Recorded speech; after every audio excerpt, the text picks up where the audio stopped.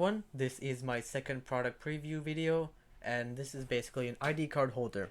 So if you're going to like a place that needs an ID, like a school, university, other kind of institution, you're gonna want to need one of these. If they don't already give you one, you're gonna have to buy it. Or you can just make one, like this. So why did I make an ID card holder? And why is there credit card in the ID holder? Those are two different stories.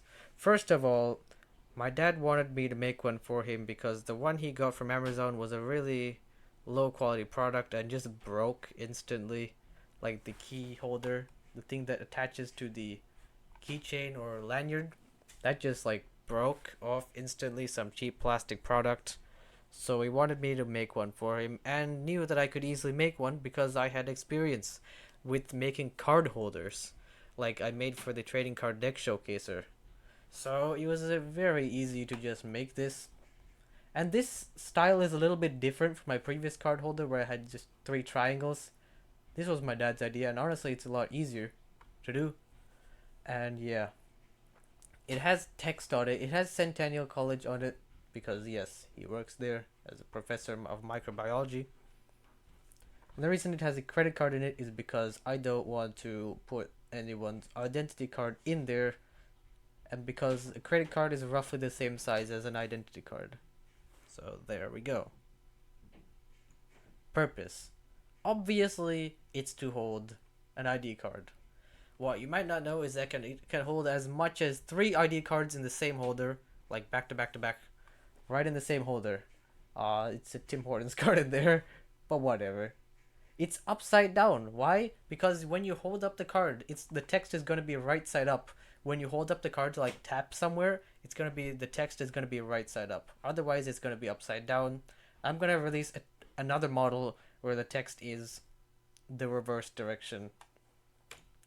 So parts. It has 2 parts. One is the main frame, the main structural support, and holds the card in place. Also has the custom text engraved for some models, but the one I give you doesn't have any text in it because it's going to be kind of a hassle for me to ask you what kind of text do you want to put in it, and then have to set up a specific models just for you, so the models I give you do not have any text in them. Then you have the card holder, which is literally just a piece of 3D printed plastic you just put on top of the card holder. It doesn't take much time to print, only about 20 minutes. Attached directly to the top. It's pretty obvious how you attach it. There's some indent right there. Just make sure it lines up. There's also an optional part. You can put a clear plastic screen on the inside of this card holder top. You can either glue it or just leave it to just slot it inside the thing and just remove it whenever you need. That's your choice, and you don't have to do it. And I do not provide a clear plastic screen. Instructions. Okay, it's pretty obvious how to make this, I'd say. Figure 1.0 and figure 1.1. There you go. It's pretty easy. There are 2 parts. Once you print them out, just stick them on top. That's it. And of course, you gotta slice the files first because I don't do them for you. I don't give you the sliced files first because they're gonna be different from 3D printer to 3D printer and gonna have some variations and you're gonna want to do that yourself to have the optimal print quality. Alrighty, print time. Not much actually. With text, it could take up to 2 hours and 40 minutes depending on the text.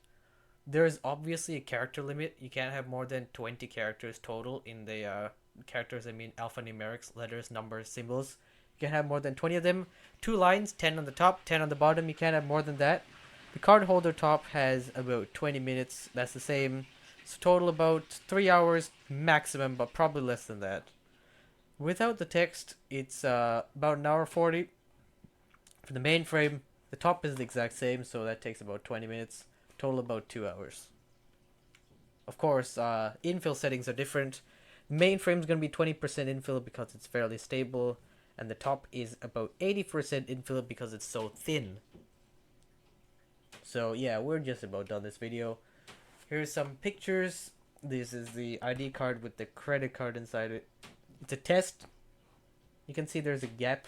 You can put like 2 or more cards in there. And there's the gallery. There's the empty version and there's the full version.